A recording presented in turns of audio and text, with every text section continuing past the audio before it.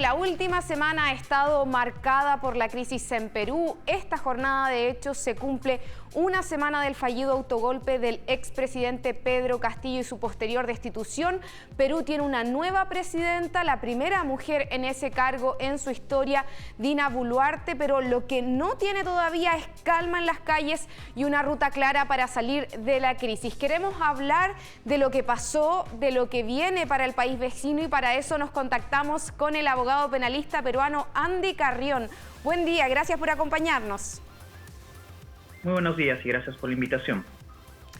Bien, hace una semana a esta misma hora nadie imaginaba lo que estaba por pasar: un anuncio del presidente Pedro Castillo para disolver el Congreso, declarar toque de queda y reformar la justicia a solo horas que se votara una moción de vacancia en el Congreso, que se dice no estaba en ese momento con los votos para destituirlo.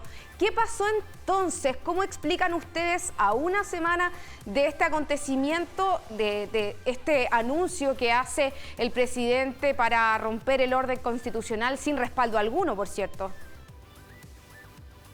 Para nosotros, hasta el día de hoy, incluso resulta una incógnita del por qué el expresidente Castillo se decidió a romper el orden constitucional peruano, más aún cuando el mismo día que él dio el mensaje de la nación, a las 3 de la tarde se iba a ver una vacancia en el Parlamento peruano que hacía presagiar que no iba a obtener los votos para una vacancia en contra del expresidente Castillo.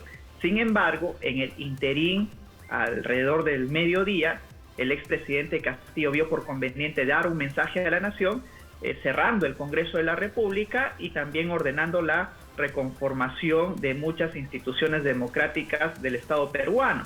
Así es que eso es algo que hasta el día de hoy estamos analizando dentro del Perú, pero hay algunas hipótesis dentro de ello. Por ejemplo, de que algunos asesores suyos, entre ellos también algunos exministros que incluso el día de hoy ya se encuentran incursos en una investigación, habrían trasladado la información al expresidente Castillo de que no se iban a alcanzar los votos para mantenerlo a él en el cargo, y que el Congreso de la República, en la votación que se iba a dar ese mismo día a las 3 de la tarde, iba a decidir por la vacancia presidencial, y que él decidió más bien en torno a eso adelantarse a esta medida que iba a emitir el Parlamento peruano y cerrar el Congreso de la República, de manera que solo de esta forma podría garantizar su supervivencia dentro de la presidencia de la República del Perú.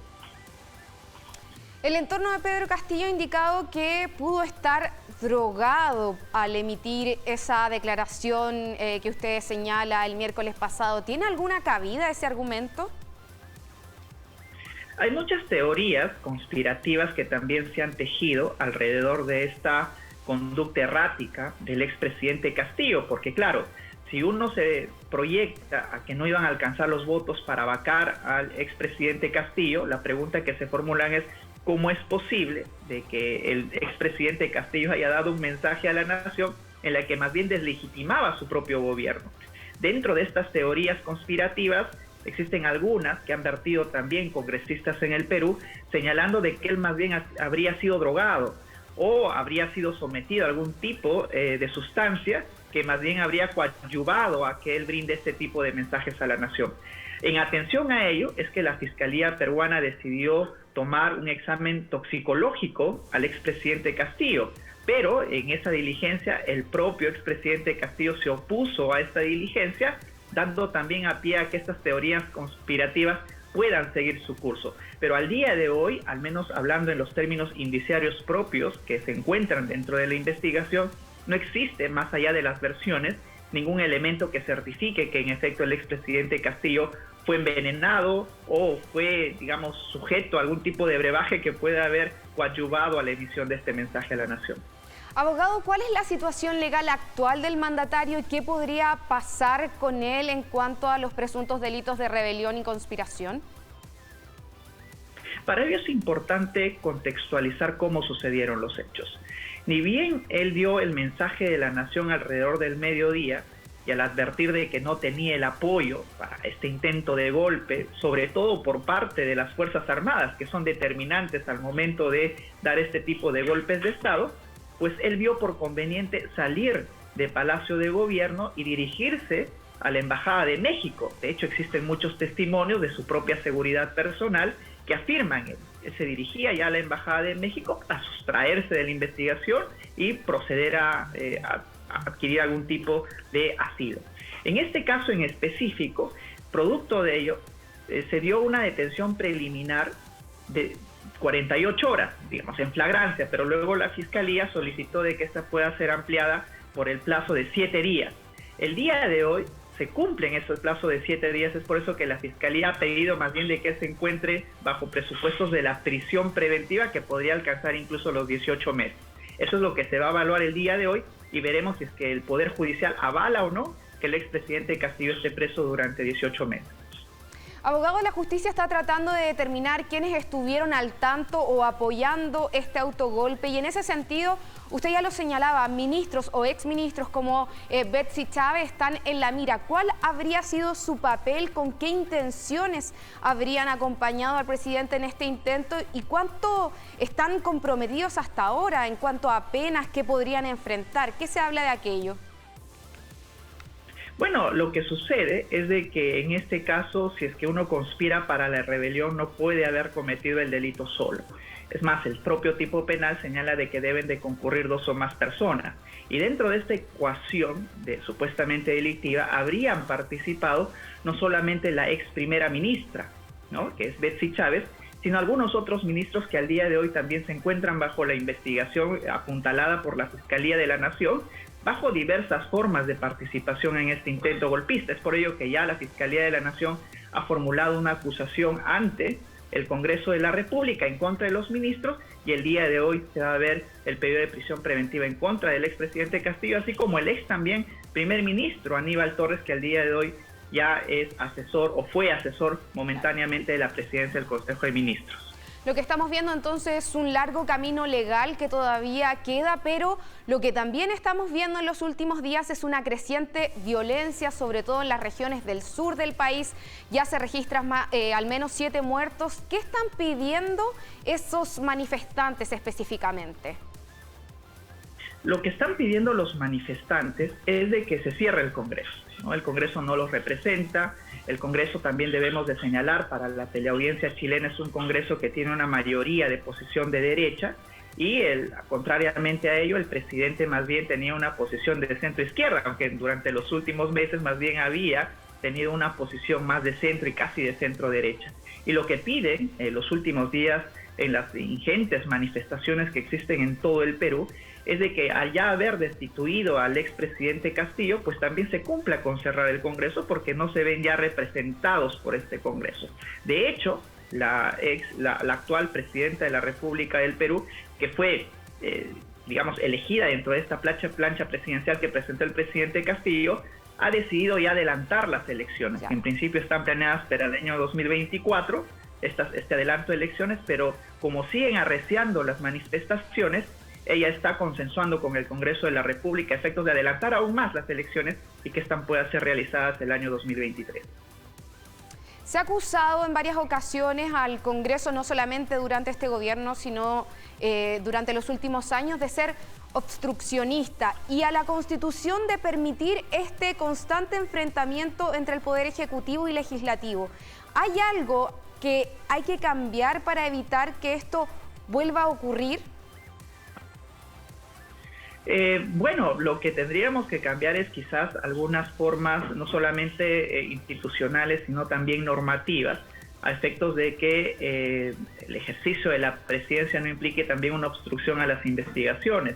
De hecho, el expresidente Castillo se encuentra ya actualmente con una investigación por encubrimiento a raíz de la fuga de uno de sus familiares y también de uno de sus exministros muy cercanos como Juan Silva, y que él habría promovido a través de los altos funcionarios que más bien se sustraiga de la persecución pública a estas personas, y es por eso que la Fiscalía de la Nación abrió también otra investigación por el delito de encubrimiento en contra del expresidente. Veamos si esas investigaciones ahora, porque él tenía 7 investigaciones antes de que surja esta última por el delito de rebelión y sedición, y veamos si estas otras investigaciones, ahora que ya no es presidente, siguen adelante y con una mayor celeridad, lo que podría implicar también ciertas medidas como prisiones preventivas o algunas otras medidas cautelares que arraiguen al expresidente al Perú y que no intente sustraerse de la justicia.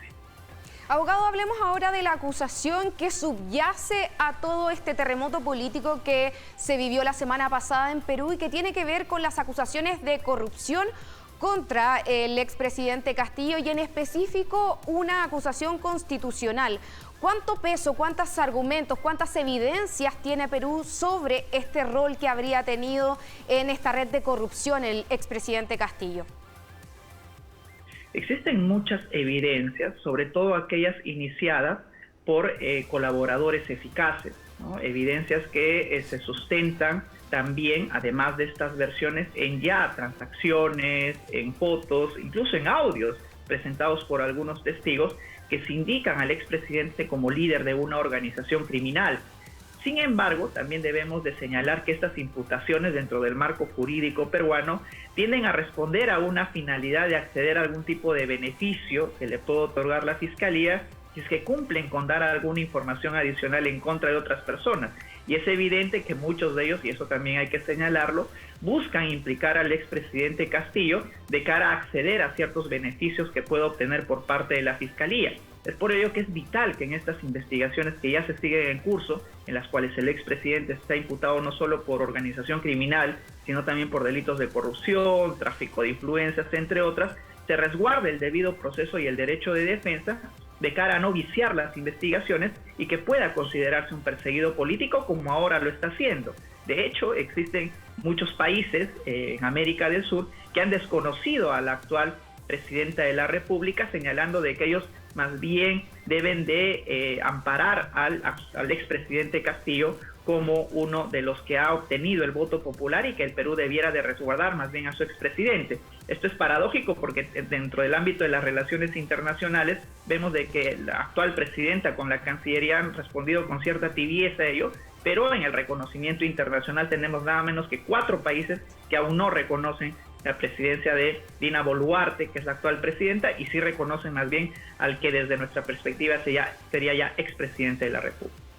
Abogado, y para ir terminando, ¿ve alguna salida pronta a esta crisis? Y si a modo de conclusión usted nos podría decir por qué Perú no ha logrado la estabilidad política como sí ha logrado, por ejemplo, la estabilidad económica en los últimos años. Esa es una paradoja muy ostensible la que acabas de mencionar, porque desde el ámbito internacional, qué duda cabe que nosotros tenemos una economía boyante. Tenemos uno de los índices más altos en Sudamérica de progresión económica, pero eso no se condice con la estabilidad económica. Y yo creo que todo pasa por una estructura electoral en la cual los propios peruanos no se ven representados, ¿no? En el hecho de que existen partidos políticos que se presentan a las elecciones, pero que en rigor no representan a sus ciudadanos y que cuando llegan al poder, en este caso el Congreso de la República, pues toman medidas que no se condicen en lo absoluto con las promesas que ellos vertieron en su oportunidad en el proceso electoral.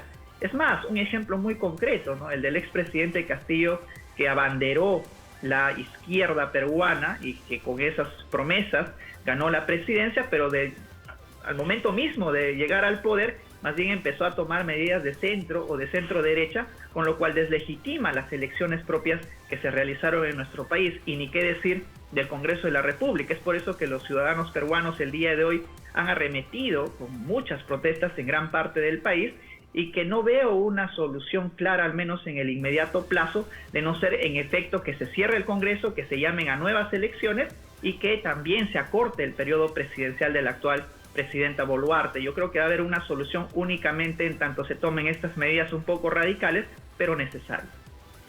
Muchísimas gracias. Gracias, Andy Carrión, abogado penalista peruano. Vamos a estar atentos a lo que pasa en esta jornada, donde hay convocadas también manifestaciones en su país. Muchas gracias. Muy buenos días.